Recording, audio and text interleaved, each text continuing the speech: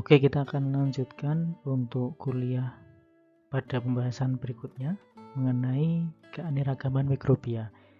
Untuk sesi yang pertama ini kita akan mendiskusikan dua macam mikrobia yang nanti akan kita lihat seperti apa keanekaragamannya.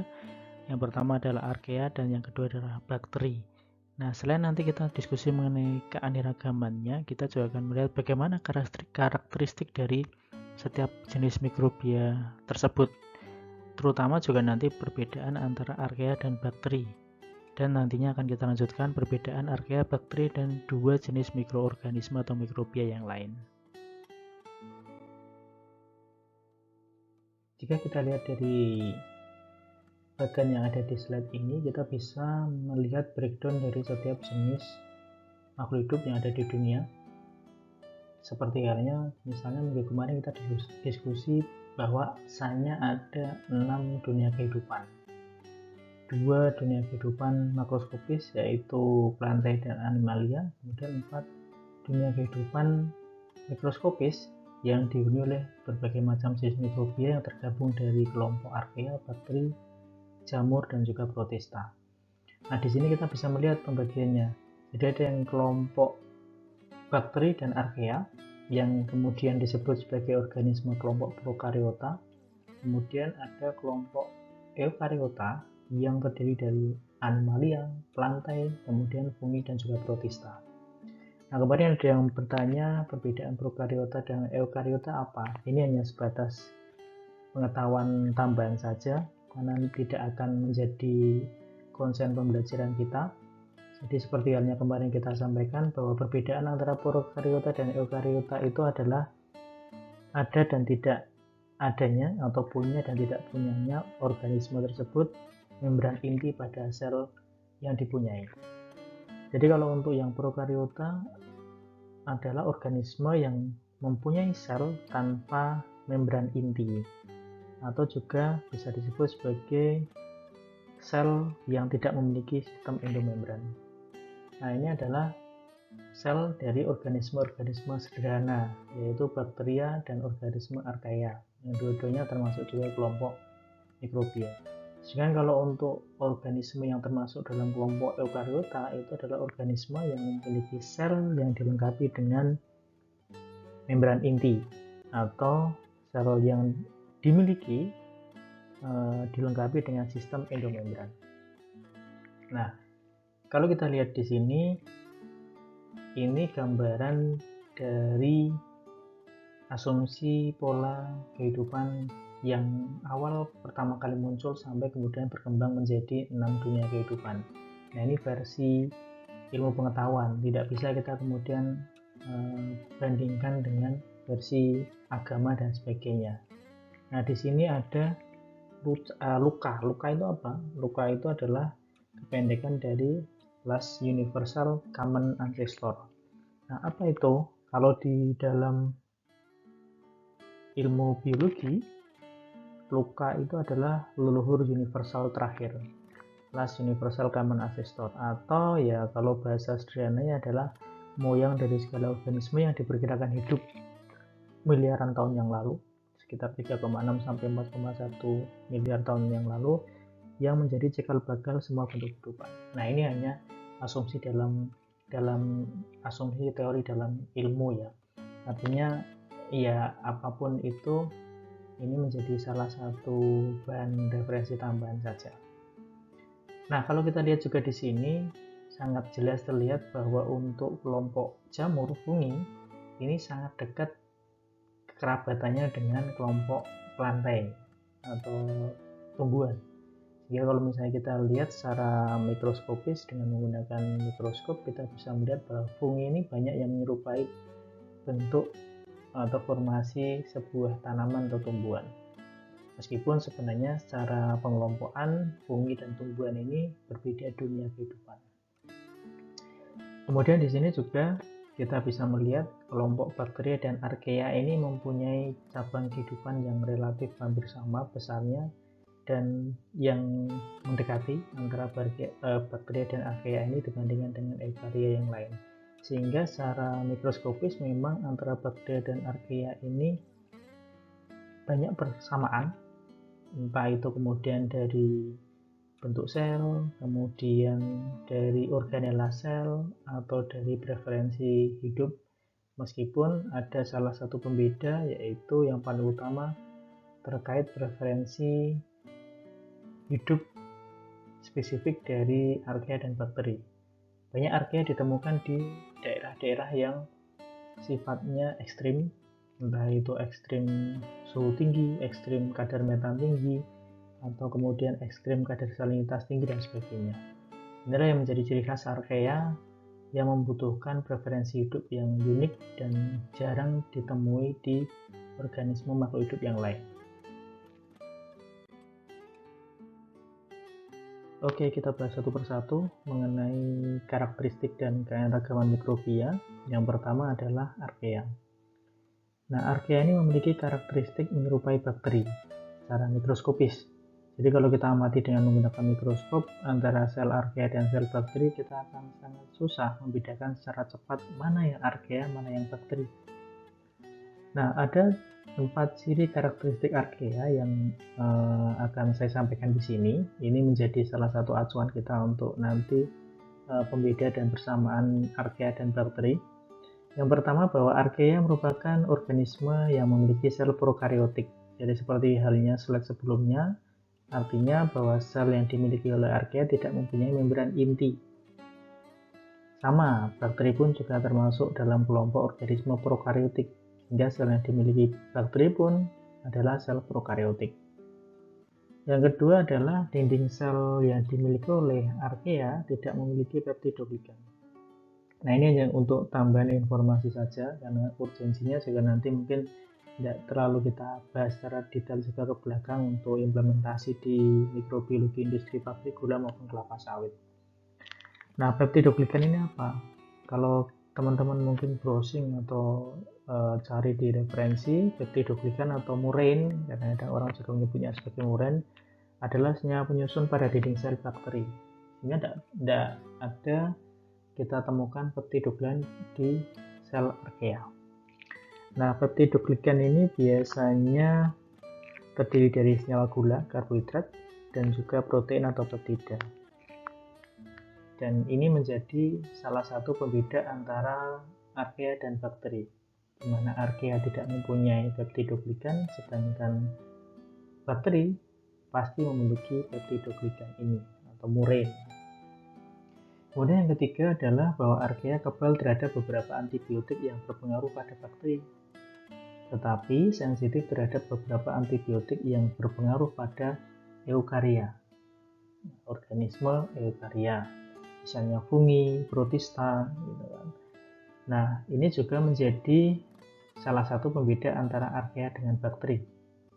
Kemudian yang keempat adalah bahwa archaea sangat preferen atau sangat suka hidup di lingkungan yang ekstrim. Misalnya di sini adalah lingkungan dengan kadar salinitas tinggi, kadar garam tinggi, atau lingkungan dengan suhu tinggi, atau lingkungan dengan kadar asam yang tinggi. Nah, ini yang unik di archaea, yang memiliki preferensi tempat hidup yang spesifik dan ekstrim. Biasanya organisme yang lain tidak atau kesulitan untuk hidup dalam lingkungan yang didiami oleh archaea.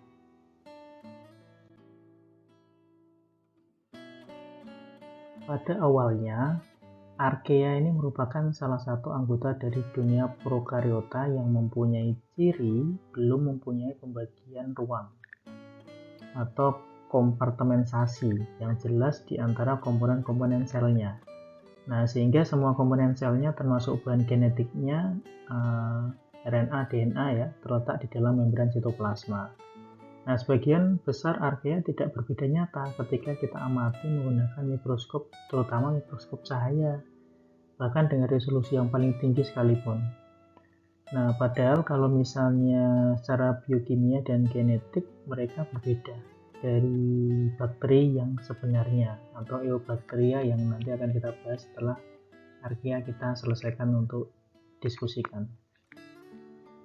Nah, berdasarkan habitat archaea, kita bisa mengelompokkan archaea menjadi 3 kelompok besar. Yang pertama adalah archaea kelompok halofilik, yang kedua adalah archaea kelompok termofilik, dan yang ketiga adalah archaea kelompok metanogenik.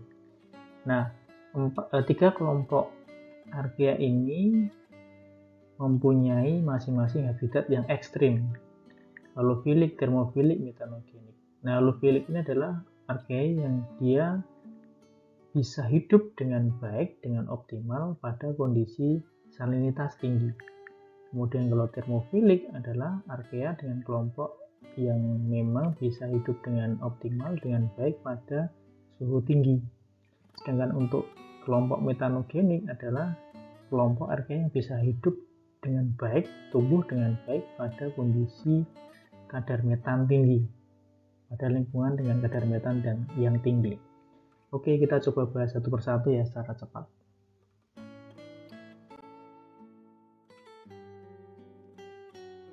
Kelompok yang pertama adalah kelompok halofilik. Nah, kelompok halofil ini adalah kelompok archaea yang hidup pada kadar salinitas yang tinggi. Halofil ekstrim merupakan kelompok archaea yang hidup di tempat yang asin, misalnya di Great Salt Lake, yaitu danau garam di Amerika dan juga di Laut Mati. Nah, kata halofil berasal dari bahasa Yunani, halo yang berarti garam dan philos yang berarti pecinta atau penyuka garam. Nah, sehingga memang secara alami kelompok archaea halofilik ini hidup dengan baik, berkembang dengan baik pada kondisi lingkungan salinitasnya tinggi. Nah, biasanya beberapa spesies hanya sekedar memiliki toleransi terhadap kadar garam. Tetapi ada pula spesies lain yang memerlukan lingkungan yang 10 kali lebih asin dari air laut untuk dapat tumbuh. Ada kelompok misalnya Halobacterium dan Halococcus, ini adalah dua kelompok archaea juga. Itu dapat tumbuh optimum pada larutan NaCl 3,5 sampai 5 molar. Kemudian mereka juga mampu memanfaatkan energi cahaya untuk metabolisme tubuhnya. Nah, beberapa koloni halofil ekstrim membentuk suatu buih berwarna ungu. Nah, ini warna ungu ini merupakan representasi dari bakteriorodopsin, yaitu pigmen yang bisa menangkap energi cahaya. Meskipun kalau secara kasat mata kita hanya bisa melihat adanya buih berwarna ungu pada koloni halofil ekstrim yang ada di permukaan laut dengan kadar salinitas tinggi.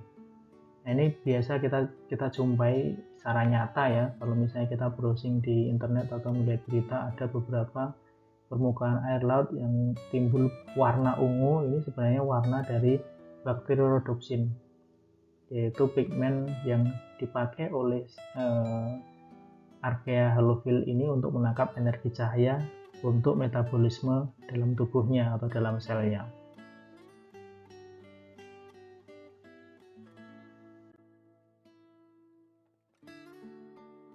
Nah, ini adalah gambaran sel dari Halobacterium yang termasuk dalam kelompok archaea.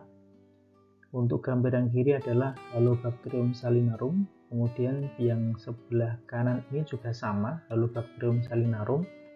Pembedanya apa? Kalau yang di kiri ini penampang atau gambar dua dimensinya dengan mikroskop cahaya pengamatannya. Kemudian kalau yang sebelah kanan ini adalah gambar tiga dimensi dari Halobacterium salinarum yang diamati dengan menggunakan mikroskop elektron. Karena mikroskop elektron hasilnya kita bisa amati sampel dalam bentuk tiga dimensi. Nah, ini bentuk selnya adalah batang Bacillus, gitu ya.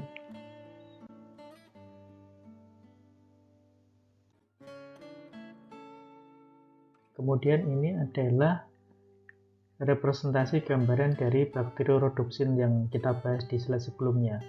Jadi pigmen yang dihasilkan oleh halofilik archaea untuk menangkap cahaya yang diperlukan dalam metabolisme selnya. Ya, kalau misalnya secara kasat mata kita hanya melihat adanya permukaan di bagian atas pantai laut gitu ya, seperti buih tapi warnanya adalah ungu.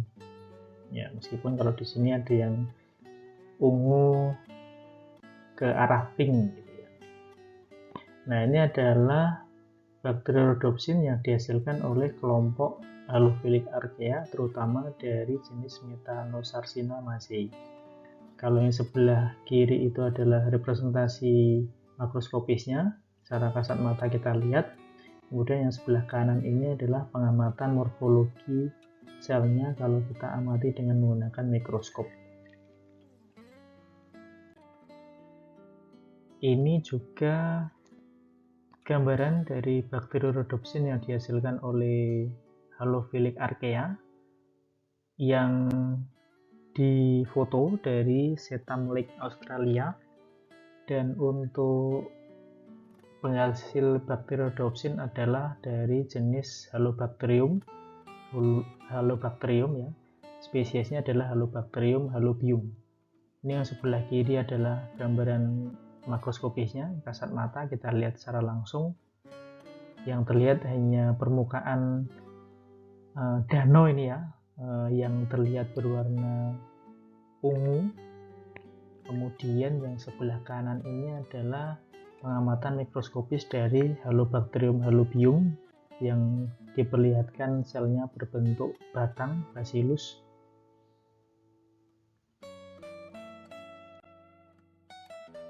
Setelah kelompok Halophilic archaea, kita juga harus tahu paling tidak secara general kelompok yang kedua, yaitu Thermophilic archaea. Nah, Thermophilic archaea adalah kelompok archaea yang hidup dengan baik, dengan optimum pada lingkungan yang memiliki suhu tinggi. Nah, Thermophilic ekstrim adalah kelompok archaea yang hidup di lingkungan yang panas dengan optimum suhu tumbuhnya pada suhu 60-80 derajat Celcius. Nah, kalau kita lihat suhunya ini, kita bisa pastikan bahwa tidak ada organisme yang lain bisa tumbuh pada suhu dengan kisaran tersebut. Karena biasanya kalau misalnya organisme selain archaea thermophilic ekstrim ini, di suhu di atas 60, selnya, terutama protein di dalam selnya akan mengalami denaturasi. Nah, hanya archaea dari kelompok thermophilic ekstrim ini yang bisa hidup dengan baik pada suhu lingkungan 60-80 derajat Celcius. Nah, contoh dari spesies thermophilic ekstrim archaea ini adalah Sulfolobus. Nah, Sulfolobus ini hidup di mata air panas bersulfur, terutama di Yellowstone National Park di Amerika Serikat. Kemudian Sulfolobus ini bisa hidup dengan mengoksidasi sulfur untuk memperoleh energi. Karena suka dengan panas dan asam, kelompok dari Sulfolobus ini juga sering disebut sebagai thermoacidophilic. Jadi kelompok archaea yang menyukai atau dapat tumbuh dengan optimal pada suhu tinggi sekaligus asam, asid.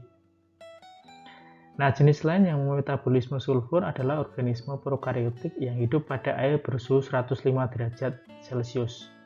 Nah, mungkin banyak teman-teman yang tidak bisa langsung mempercayai bahwa ada organisme hidup yang mampu hidup pada air dengan suhu 105 derajat Celcius. Ini mendidih ini ya. Nah, terutama di dekat lubang hidrotermal di laut dalam, yaitu di kawah gunung api bawah laut, the black smoker. Itu yang biasanya menjadi istilah umum ya untuk kawah gunung api bawah laut. Nah, thermophilic ekstrim merupakan kelompok prokaryotik yang paling dekat dengan organisme eukaryotik ya. Jadi meskipun thermophilic ekstrim ini termasuk archaea dan menjadi salah satu jenis yang tergabung dalam kelompok prokaryotik, tetapi kalau dibandingkan dengan jenis-jenis archaea yang lain atau jenis bakteri, maka thermophilic ekstrim ini mempunyai sel prokaryotik yang paling dekat kemiripannya dengan organisme eukaryotik, meskipun tetap jelas bahwa untuk thermophilic ekstrim ini selnya tidak mempunyai membran inti seperti halnya organisme-organisme eukaryotik. Nah, ini adalah gambaran mikroskopis dari kelompok archaea thermophilic dari genus Thermoplasma dan Thermococcus. Nah, kalau untuk yang Thermoplasma yang ada di sini adalah contoh dari sel Thermoplasma acidophilum. yang bentuknya hampir sama seperti paramecium ya, selnya seperti tidak beraturan gitu ya, tetapi sebenarnya ini termasuk kelompok Archaea dengan sel Bacillus. Kemudian yang contoh kedua adalah Thermococcus acidiminophorans. Ini juga termasuk kelompok Archaea thermophilic yang biasanya hidup dalam kondisi suhu ekstrim. Di slide ini adalah contoh lain dari kelompok thermophilic Archaea, yaitu Sulfolobus sulfataricus. Ini adalah kelompok Archaea yang hidup pada suhu tinggi dengan kadar belerang tinggi juga. Sehingga kalau yang digambar ini yang sebelah kiri itu adalah gambaran tempat hidup dari Sulfolobus sulfataricus, sedangkan yang sebelah kanan adalah gambaran dari sel secara mikroskopisnya. Kelompok yang terakhir adalah kelompok metanogen Archaea atau metanogenik Archaea. Nah, kelompok ini adalah kelompok Archaea yang mereduksi CO2 menjadi metan atau CH4 menggunakan hidrogen atau H2. Metanogen Archaea ini merupakan organisme anaerob, tidak membutuhkan oksigen karena baginya oksigen itu merupakan racun. Biasanya metanogen Archaea hidup pada tempat-tempat seperti di tempat berlumpur atau di rawa atau tempat mikroorganisme lain menghabiskan semua oksigennya. Contoh dari metanogen Archaea adalah Methanococcus janasi. Nah, beberapa spesies yang lain yang termasuk kelompok metanogen hidup di lingkungan anaerob di dalam perut hewan, seperti di dalam perut hewan sapi, rayap, dan herbivora lain yang mengandalkan makanan berselulosa. Contohnya adalah organisme yang namanya Sucinomonas amylolytica. Ini adalah mikroorganisme yang hidup di dalam pencernaan sapi dan merupakan pemecah amilum yang dimakan oleh sapi tersebut. Peran lain dari metanogen adalah sebagai pengurai, sehingga bisa dimanfaatkan dalam pengolahan kotoran hewan untuk memproduksi gas metan yang merupakan bahan bakar alternatif. Nah, ini adalah gambaran mikroskopis dari sel Methanococcus janasi yang merupakan salah satu contoh organisme yang masuk dalam kelompok metanogen Archaea dan hidup pada daerah dengan kandungan metan tinggi.